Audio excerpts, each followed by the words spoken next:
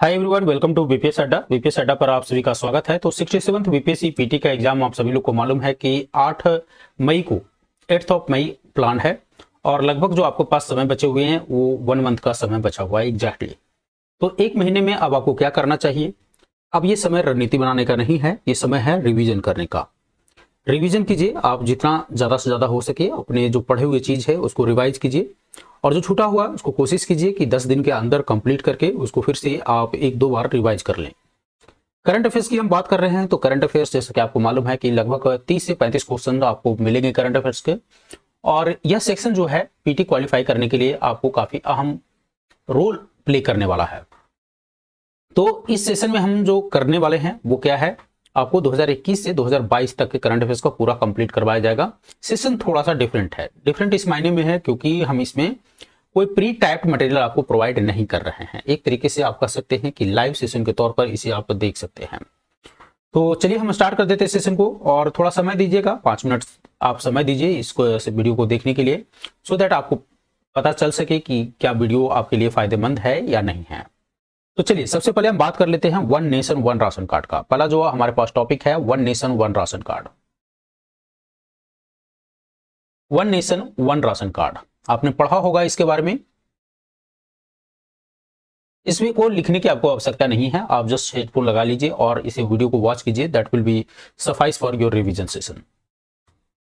तो one nation one ration card जैसा कि आप सभी लोग को मालूम है, एक देश एक राशन कार्ड, यह लॉन्च कब हुआ था? यह लॉन्च किया गया था 2019 में। जब ये 2019 में लॉन्च किया गया था तो ये 4 स्टेट में पायलट प्रोजेक्ट पर लॉन्च किया गया था। 4 राज्यों में पायलट प्रोजेक्ट बेसिस पर इसको लॉन्च किया गया था। लेकिन अगर क्वेश्चन यहां आपसे पूछता है कि one nation one ration card जो है नेशन वाइड कब लॉन्च किया गया था, पूरे देश में नेशन वाइड कब लॉन्च किया गया था पूरे देश में, तब आपका आंसर चेंज हो जाएगा और one nation one ration card जो है ये पूरे देश में मार्च 2021 में लॉन्च हुआ था। इसके ऑब्जेक्टिव्स क्या थे? One nation one ration card का ऑब्जेक्टिव क्या था?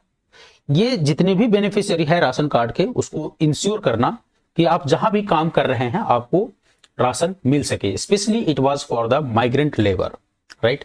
तो ऑब्जेक्टिव भी आपको जानना चाहिए। तो इतनी चीजें आप इस टॉपिक से जानिए, ये पीटी पॉइंट ऑफ व्यू से आपका इतना काफी है। अगला है आपका इंडियन स्पेस एसोसिएशन से। अगला टॉपिक है Indian space association. Indian space association, अब इससे क्या क्वेश्चन बन सकता है?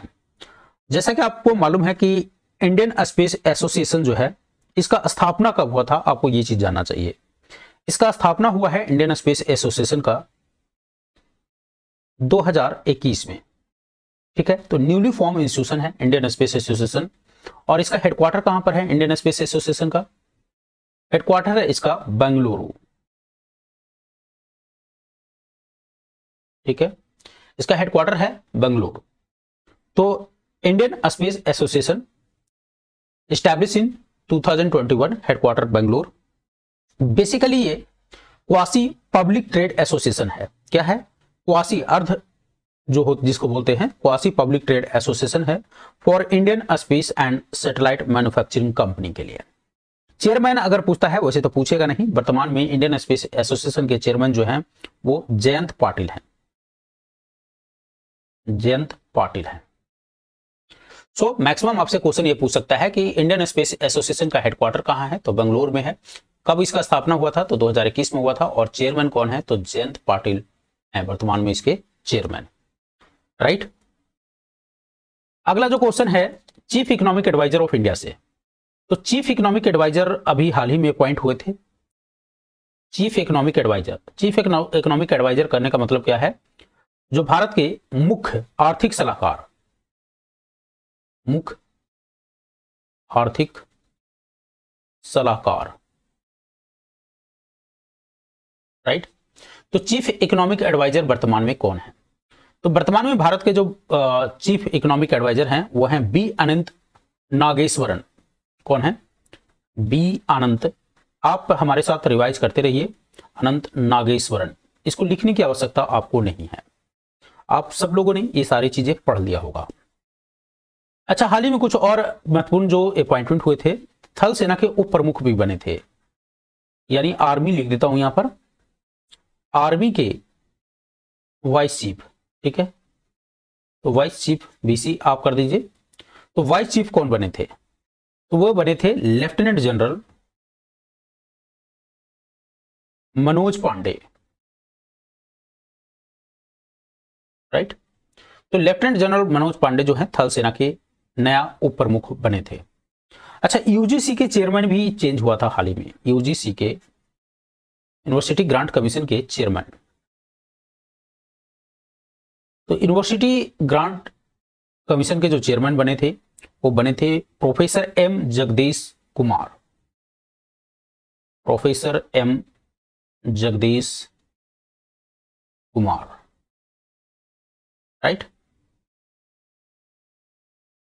आईसीसी के द्वारा हाल ही में कुछ अवार्ड्स की घोषणा किया गया था, उसमें फीमेल वर्ग में फीमेल कैटेगरी होता है और एक होता है मेंस कैटेगरी। अवार्ड की जब घोषणा किया जाता है तो फीमेल वर्ग में जो इंपॉर्टेंट है आपके एग्जाम पॉइंट ऑफ व्यू से वो ये कि महिला क्रिकेटर ऑफ द ईयर किसे डिक्लेयर किया गया, महिला क्रिकेटर ऑफ द ईयर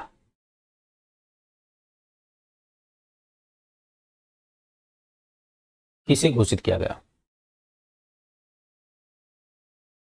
तो स्मृति मंधाना को, भारत के हैं player.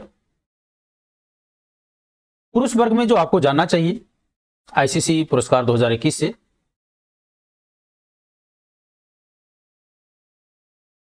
Cricketer of the year कौन चुना गया है,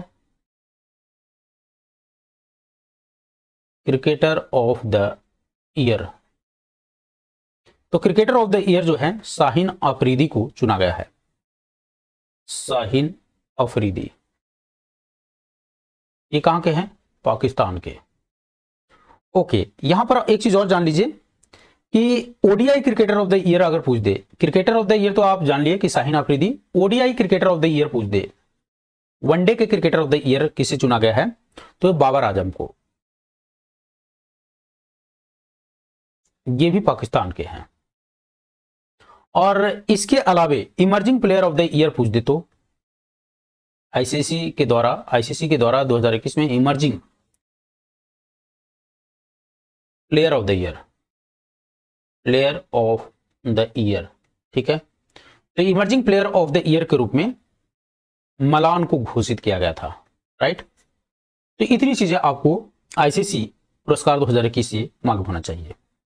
चलिए, अच्छा एक चीज देखिए, अगर इस टाइप का क्वेश्चन बना दे कि हाल ही में 73वें गणतंत्र दिवस के अवसर पर कितने, कुल मिलाकर कितने पद्म भूषण और पद्मश्री अवार्ड दिया गया, तो पद्म विभूषण जो घोषणा किया गया था लिस्ट में उसकी बात कर रहे हैं, पद्म विभूषण, पद्म भूषण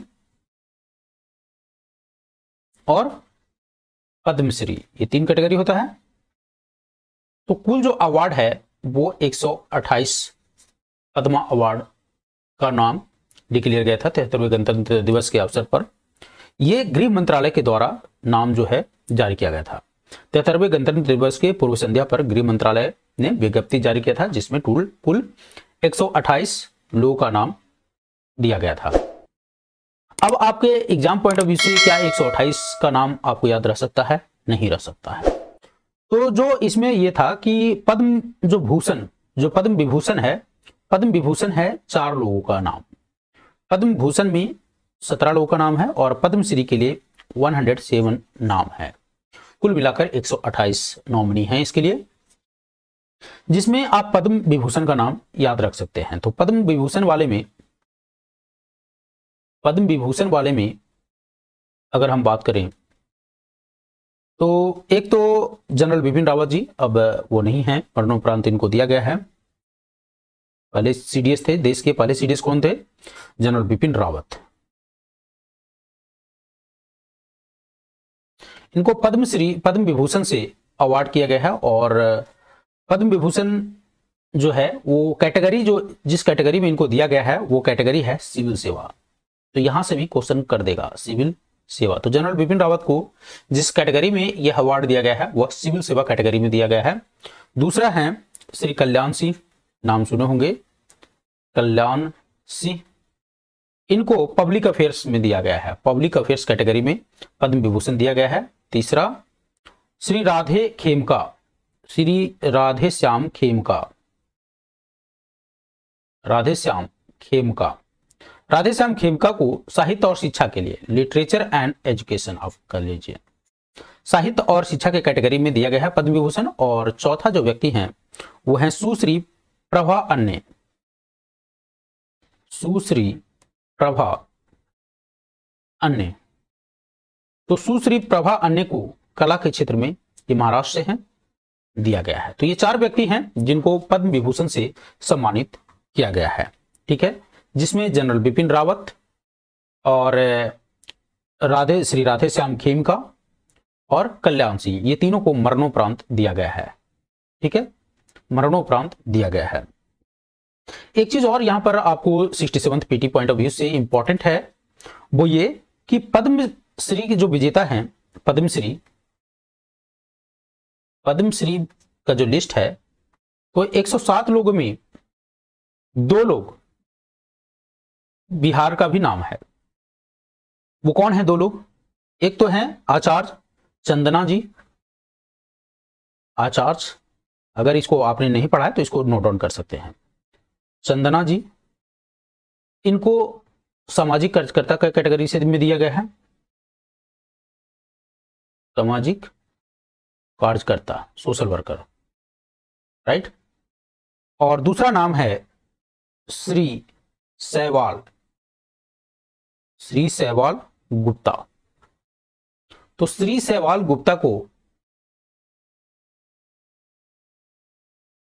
साहित्य और शिक्षा के कैटेगरी में, लिटरेचर एंड एजुकेशन, ठीक है। तो ये 2 नाम जो बिहार से हैं,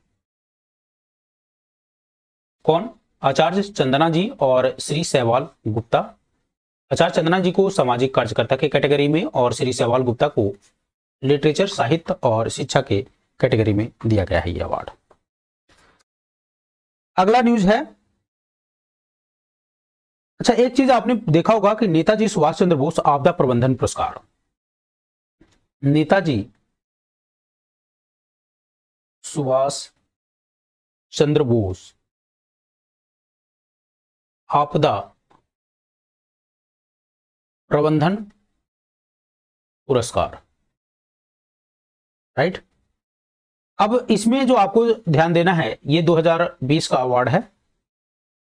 2 कैटेगरी में इस अवार्ड को दिया गया था, एक तो संस्थागत श्रेणी और दूसरा व्यक्तिगत श्रेणी, राइट। तो संस्थागत श्रेणी में गुजरात आपदा प्रबंधन संस्थान को दिया गया, किसको? गुजरात आपदा प्रबंधन संस्थान को। और व्यक्तिगत श्रेणी में सिक्किम के हैं विनोद शर्मा को दिया गया। और संस्थागत श्रेणी में कितना अवार्ड दिया जाता है? 51 लाख रुपीज। और व्यक्तिगत श्रेणी में यह अवार्ड है 5 लाख रुपीज। इस चीज को आप याद रखिएगा। नेताजी सुभाष चंद्र बोस आपदा प्रबंधन पुरस्कार 2020 में संस्थागत श्रेणी में गुजरात को और व्यक्तिगत श्रेणी में विनोद शर्मा को। अब हम बात कर लेते हैं हाल ही में कुछ इंपॉर्टेंट निधन जो आपको जानना चाहिए। एक तो बिरजू महाराज जी का निधन हुआ था।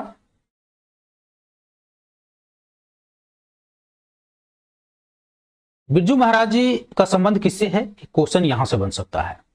तो बिरजू महाराज जी जिनका हाल ही में निधन हो गया, तो इनका आपको जानना चाहिए कि इनका संबंध किस क्षेत्र से था।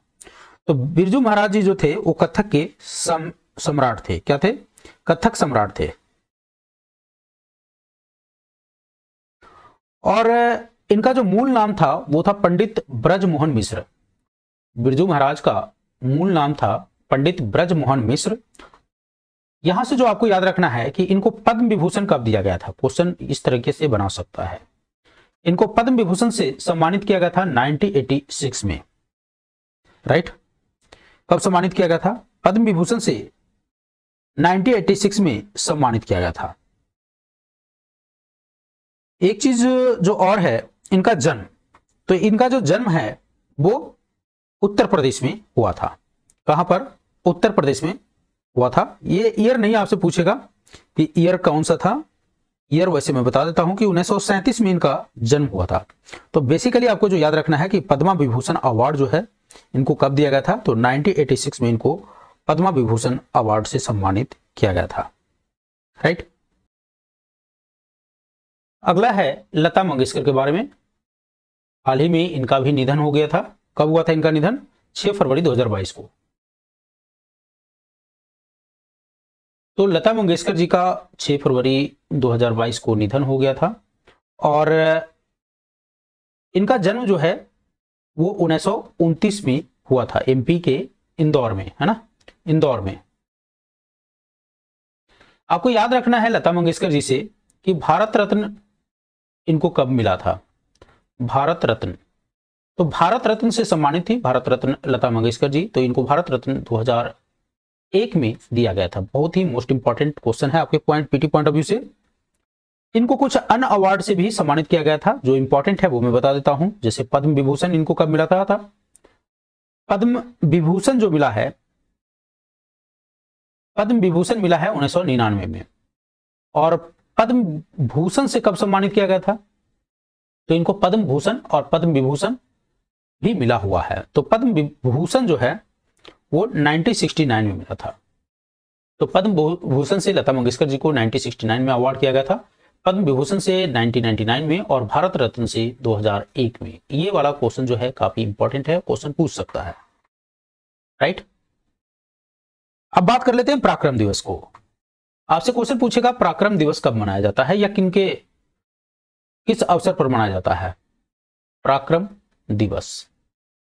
तो पराक्रम दिवस जैसा कि आपको मालूम है कि 23 जनवरी को मनाया जाता है।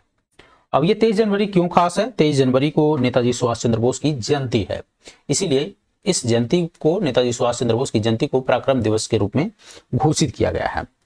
एक इंपॉर्टेंट क्वेश्चन यहीं से जो बनता है 25 जनवरी से, इसके बगल से 25 जनवरी है और 25 जनवरी को हम क्या मनाते हैं? राष्ट्रीय मतदाता दिवस मनाते हैं। क्या मनाते हैं? राष्ट्रीय मतदाता दिवस।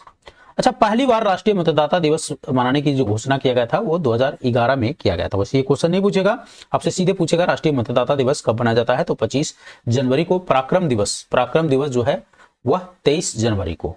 राइट। एक थोड़ा सा और बगल में जो इंपॉर्टेंट है वो देख लेते हैं, वो है 2 फरवरी। इसके जस्ट बगल में 2 फरवरी आता है। 2 फरवरी को क्या मनाते हैं? वर्ल्ड वेटलैंड डे मनाते हैं। वर्ल्ड वेटलैंड डे मनाया जाता है।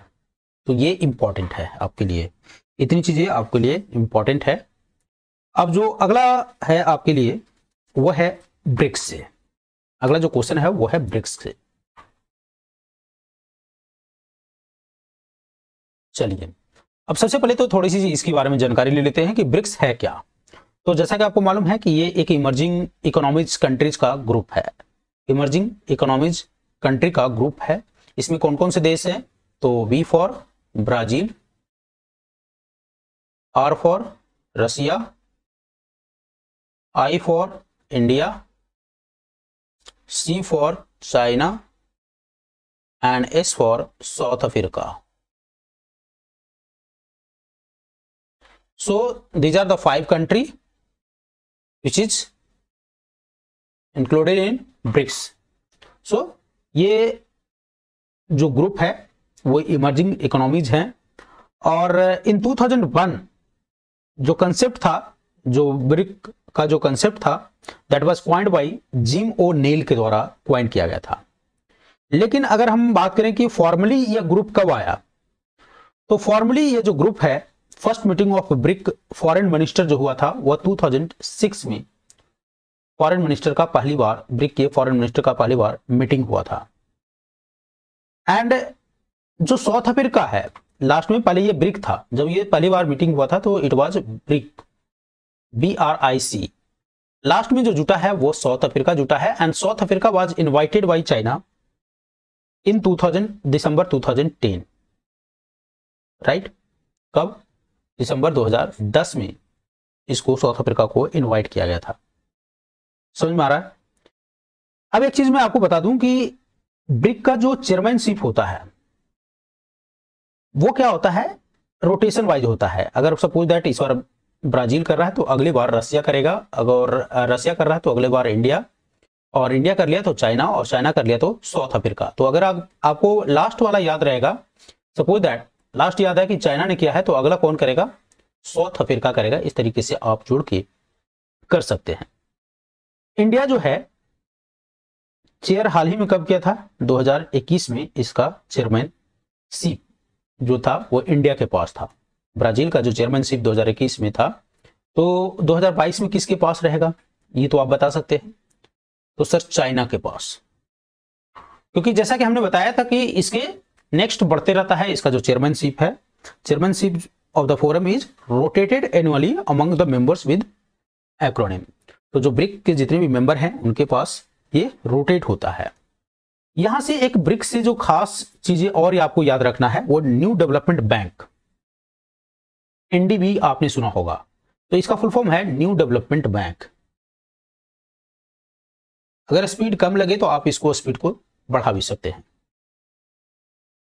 तो न्यू डेवलपमेंट बैंक का जो स्थापना हुआ था वो कब हुआ था, ये हुआ था 2014 में। ब्रिक्स कंट्री नहीं किया था ड्यूरिंग जो इसका सिक्स्थ ब्रिक्स समिट हुआ था, जिसको हम बोलते हैं फोर्टेलेजा डिक्लेरेशन भी बोलते हैं। इसको क्या बोलते हैं, फोर्टेलेजा डिक्लेरेशन।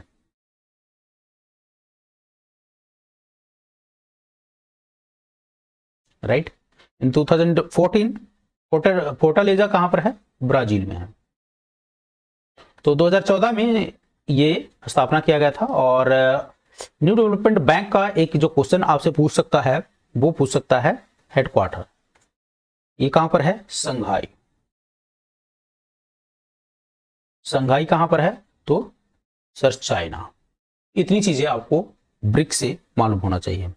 एक चीज थोड़ा सा और यहां पर मैं बता ही देता हूं कि ब्रिक्स जो है टोटल ग्लोबल पॉपुलेशन का हिस्सेदारी इसमें है। ग्लोबल पॉपुलेशन का अगर आपसे पूछते तो ब्रिक्स में जो ग्लोबल पॉपुलेशन का कंट्रीब्यूशन है वो 41% है। और जीडीपी में जो कंट्रीब्यूशन है इस पांचों कंट्री का वो है 24%। यह भी बात आपको मालूम होना चाहिए, ठीक है। और जैसा कि आपको मैं बताया है कि 2021 में भारत चेयरमैनशिप किया था ब्रिक्स का। तो ये कौन सा था, 13वां था। तो 13वां ब्रिक्स जो था वो चेयरमैनशिप किया गया था भारत के द्वारा। ये मोदी ने वर्चुअली इसको क्या किया था, चेयर किया था। अच्छा, अगर ये क्वेश्चन पूछ दे कि इसका थीम क्या था, थीम अगर पूछ दे आप लोगों से तो क्या बताइएगा। तो 2021 में 13th ब्रिक्स समिट का जो चेयरमैनशिप इंडिया किया, इसका थीम क्या था, तो थीम था इसका ब्रिक्स @15। क्या था, BRICS @15 intra BRICS cooperation for country consolidation and consensus. तो ये था इसका थीम। तो याद रखिए, उतना आपको याद रखने की जरूरत नहीं है, ब्रिक्स @15 को याद रखिएगा। तो BRICS @15 intra BRICS cooperation for country consolidation and consensus इसका थीम था। आई होप अगर ब्रिक्स से कोई क्वेश्चन पूछता है तो इतना में आपको बन जाना चाहिए। अगला क्वेश्चन देखते हैं। अगला जो क्वेश्चन है, हाल ही में राष्ट्रपति के द्वारा आरोग्य वनम का उद्घाटन किया गया था। किसके द्वारा, राष्ट्रपति, भारत के राष्ट्रपति रामनाथ कोविंद के द्वारा। राइट, यह आरोग्य वनम का जो उद्घाटन है वो कहां पर किया गया था, तो राष्ट्रपति भवन में ही किया गया था। इसका ऑब्जेक्टिव क्या है, आरोग्य वनम का जो उद्घाटन किए राष्ट्रपति जी ने, तो क्यों किए, आयुर्वेदिक पौधों के महत्व और मानव शरीर पर उनके जो प्रभाव को बढ़ावा देने के लिए। आयुर्वेदिक जो पौधा है उसके महत्व और मानव शरीर पर उनके प्रभाव को बढ़ावा देने के लिए आरोग्य वनम का उद्घाटन हाल ही में भारत के राष्ट्रपति रामनाथ कोविंद जी के द्वारा राष्ट्रपति भवन में किया गया। एक आप देखते होंगे, अगला जो है वो है national gender index. National gender index. National gender index किसके द्वारा जारी किया जाता है? तो नीति आयोग के द्वारा जारी किया जाता है। चीज आपको मालूम होना चाहिए, नेशनल जेंडर इंडेक्स किसके द्वारा? नीति आयोग के द्वारा। अच्छा, क्वेश्चन ये पूछते हैं कि राज्य ऊर्जा एवं जलवायु सूचकांक किसके द्वारा जारी किया जाता है? नेशनल जेंडर इंडेक्स तो आपने जान लिया कि नीति आयोग के द्वारा। राज्य ऊर्जा एवं जलवायु सूचकांक किसके द्वारा जारी किया जाता है? तो यह भी नीति आयोग के द्वारा जारी किया जाता है। राज्य ऊर्जा एवं जलवायु सूचकांक किसके द्वारा जारी किया जाता है? तो नीति आयोग के द्वारा जारी किया जाता है। और आज का जो लास्ट इंपॉर्टेंट है वो है 31वें South East Asian games, 31st South East Asian game. तो 31st South East Asian game वैसे तो होना ये 2021 में ही था, प्लान था 2021 में, बट ड्यू टू कोविड ये हुआ नहीं। अब ये 2022 में मई में होगा, मई 2022 में होगा। और इसका जो आयोजन है, आयोजनकर्ता कौन है? वियतनाम है, राइट। क्योंकि ये बाइएनुअल होता है, हर 2 साल में एक बार होता है, तो इस बार वियतनाम में यह आयोजित किया जाएगा 31st South East Asian games. याद रखिएगा, इसका मोटो है एक मजबूत दक्षिण पूर्व एशिया के लिए। क्या है? एक मजबूत दक्षिण पूर्व एशिया के लिए। कुल 40 गेम इसमें शामिल है। और 2023 में यह गेम जो है, क्योंकि बाइएनुअल जैसा कि हमने बताया है, तो बाइएनुअल में 2023 में यह कहां पर होगा? कंबोडिया में होगा, कंबोडिया, ठीक है। कहां पर होगा? कंबोडिया में होगा। तो ये तो था कुछ इंपॉर्टेंट जो आज के सेशन के लिए है। अगर आपको यह सेशन अच्छा लगता है तो वीडियो को लाइक कर दीजिएगा और शेयर कर दीजिएगा अपने दोस्तों के बीच, ताकि उनको भी फायदा मिले। फिर मिलते हैं, चलिए दूसरा सेशन में। और जल्दी जल्दी रिवाइज कर लीजिए, जल्दी जल्दी मैं इसको अपलोड कर देता हूं आपको, सो दैट आपको बेनिफिट इससे पहुंचे। धन्यवाद।